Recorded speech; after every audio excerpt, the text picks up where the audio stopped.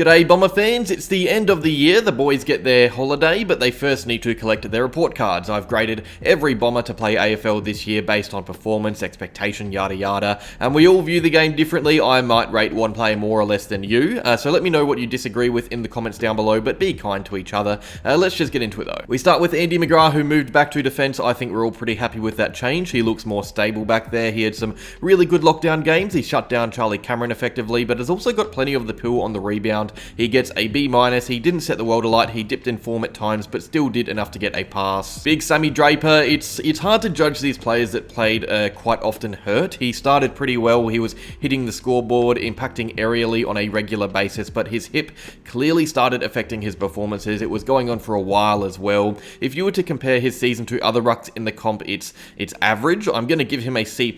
I get that he was battling injuries, but I do have to grade him on his performances, which for the most part weren't as good as what we thought they were going to be. Darcy Parish, he had an excellent start to the year, was easily one of our best performing players. He came back from injury and unfortunately didn't have the same impact straight away, but was still huge for us as our lone inside mid really at times. His disposal efficiency is questionable, but his contested ball winning ability is first class. I think he gets a B+.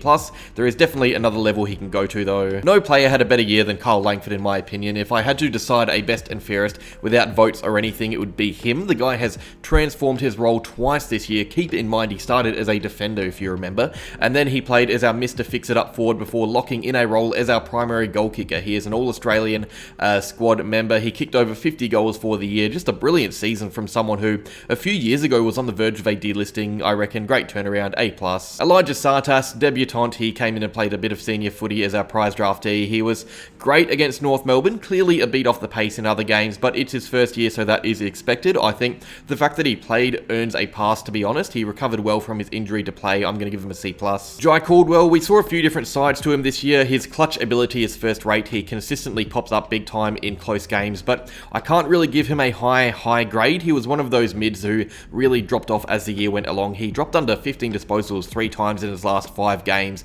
B- seems fair to me. He is old enough now for us to judge him properly as a player, not as a prospect. It was a good year that fell flat late. Zach Merrett, first year as captain, All-Australian, can't really ask for more than that. He, of course, is also the Everything Essendon Player of the Year award winner, as voted by this community, so an A+ seems fair. This was a really important year for Ben Hobbs. This guy is in his second season in the AFL and has just established himself as an integral cog in the engine room. The way he broke into the team after an interrupted pre-season and stayed in it while others couldn't, it's super promising to me. He is one of those young players who you forget is only a teenager still. The guy isn't even 20 and already showing great signs of maturity. I was really impressed by his season, A-. Dylan Shiel, I mean, we gave up the world for this guy and realistically haven't got much in return, unfortunately. He has had some great form patches throughout his Essendon career, but you look at his body and the problems it has paired with the fact he never really breaks games open like he used to. It's got to be a D for me. We shouldn't judge him lightly. This is one of our highest paid players at the club. A few good games isn't going to be enough. It's a poor year for his standards. Sam Weideman, he showed glimpses of being a capable key forward partner to Peter Wright early, but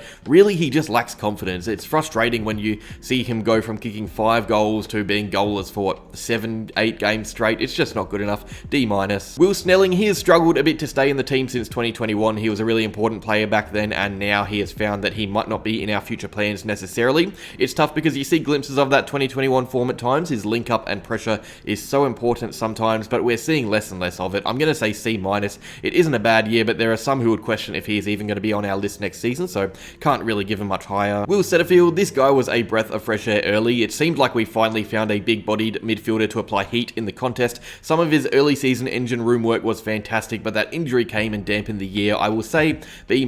We got a good look of him early, but we need to see more consistency across the board. Even before his setback, the form began to waver. Nik Cox, tough year, injured for most of it. He came back and played in defence, which was interesting given his start on the wing. He managed it as well as you can for someone in a new position. He does get caught out a bit at times. There were some nice moments and a few decent performances though, but really the guy's a top 10 pick. I'm going to give him a D+. We really need to start seeing more from him. Jordan Ridley, this season kind of proved that he is just about our most important player. He was excellent for us all year, a real pillar of that back line now. His decision making and versatility as a defender made him a real Crichton contender up until his injury. He gets an A because up until that point he was really making us a better team. Jayden Laverde, you can't fault the guy's passion. He is an undersized key back who really does give his all each week. He clearly loves the club and loves to play for it. He gets caught out often, which is frustrating, but at his best he is really strong and sound. sound. I'm going to say a B-. Our defense all year was really solid, for the most part, and he was a big part of that. Archie Perkins, we are starting to really see him become an important player in our team. He is a regular starter, played the whole season. He was a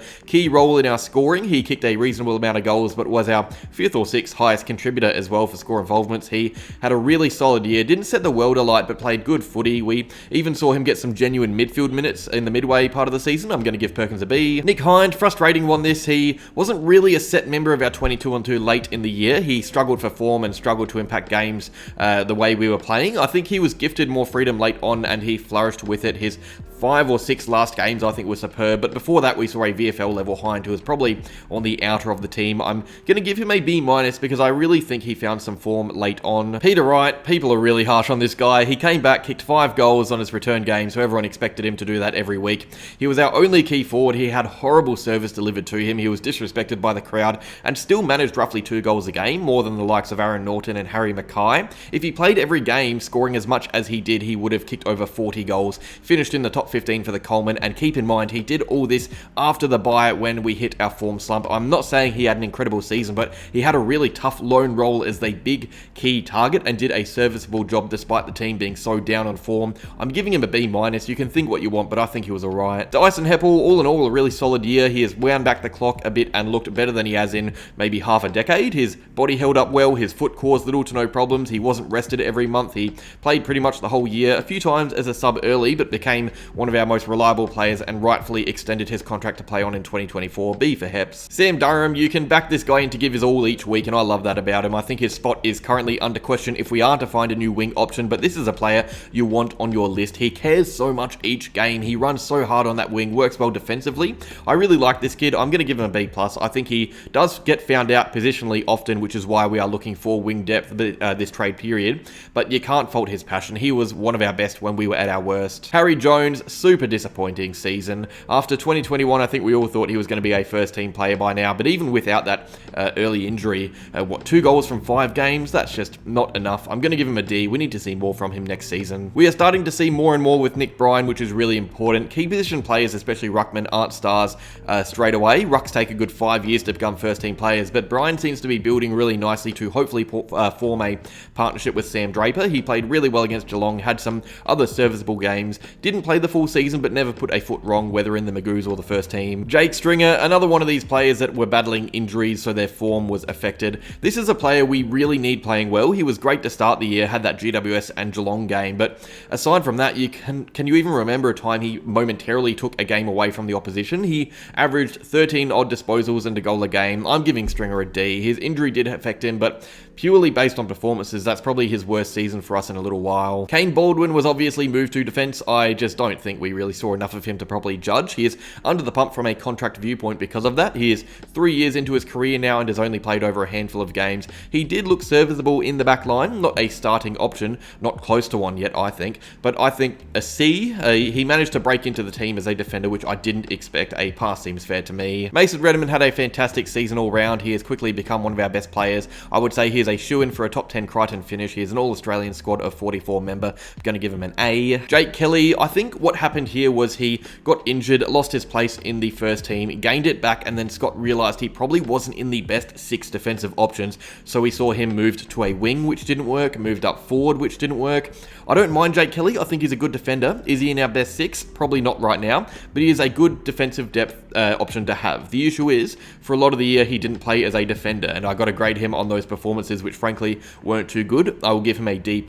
Seems to have lost his grip on the best 22 or 23. Brendan Zerk-Thatcher, the guy improves every year. He is clearly now an important member of that backline. Played every game he was available for. He wouldn't have been close to being dropped into the VFL at any stage, I don't think. He had some great games as well, got on top of opponents, took game-changing intercept marks. I think I'll bring him down to a B because of that lingering possibility of him being bullied by bigger key forwards. Tom Hawkins, Jesse Hogan, they were his direct matchup Cups and they almost went unopposed, so that's something he really needs to fix. Big forwards having their way with him. Alwyn Davey Jr, first year in the AFL. For a debutant to play almost half the season, that's already a big pass for me, especially a debutant so undersized. He is still a twig, but managed to show reasons why we drafted him. I'm keen to see how he develops and whether he can feature as a mainstay in our forward line next season. I will give him a pass mark. Andrew Phillips, you can't really ask for much more from this guy. We asked a veteran to pretty much play every game he could. He barely got a rest. Sometimes he rucked on his own. How he got through the year is beyond me. He saved us a lot of the times and we took it for granted. The guy had a career best year to finish off his career. I will miss him. He has been a big help for us over the years. I'm going to give him a B-. Just a really solid year in the ruck when we needed him most. Matt Guelfi, this is a tough one. I thought he was really impactful when he came back from his injury when we were in form. Unfortunately for him though, most of his football this year came after the bye when we looked shot. It can't all be blamed on him, but the forward pressure was dismal late into the season. He looked a shadow of what he did in 2022. He had some good performances sprinkled in there. I'll give him a C+. It's passable, but it's still not ideal from a pressure forward. He needs to lift next season. Nic Martin, what a fantastic find. It was this guy's second year and he found himself arguably the All-Australian favoured wingman up until a late drop-off in form. He averaged over 20 touches, kicked plenty of goals. His spot as an attacking wingman should be well and truly locked in for the future. He is still really young, just 2 years in the AFL system. It's got to be an A+ for someone who we picked up as an SSP recruit. Massimo D'Ambrosio, his second year in the AFL, he didn't go backwards. That's already A+ for a player this young. I think it's also important we saw him develop a fairly important team role for a little period. He was our sub for about 6 or 7 weeks, I reckon. Maybe less, but he earned that role through his impact performances. So for a 19-year-old in a finals contending team before his injury to play that much, that's promising, so C+. Anthony McDonald-Tipungwuti unfortunately couldn't get his body up. He struggled all year. He retired and brought such a fun career to an end. He gets a D, but his career as a whole is an A+. Such a steal for the club and so many fun years. And Jye Menzie, this was a really pleasing season. Second-year player making himself a cemented option in the forward line. Finish on the podium for our goal-kicking tally for the year, providing good consistent forward pressure. B+, couldn't really ask for much more for someone we got in the mid-season draft. Keen to see if he can begin to reach higher levels from here on out. And that is that. Grades done. Let me know what you think down below. What grades do you disagree with? But cheers for watching. Make sure you like if you enjoyed and subscribe to stay up to date with everything Essendon.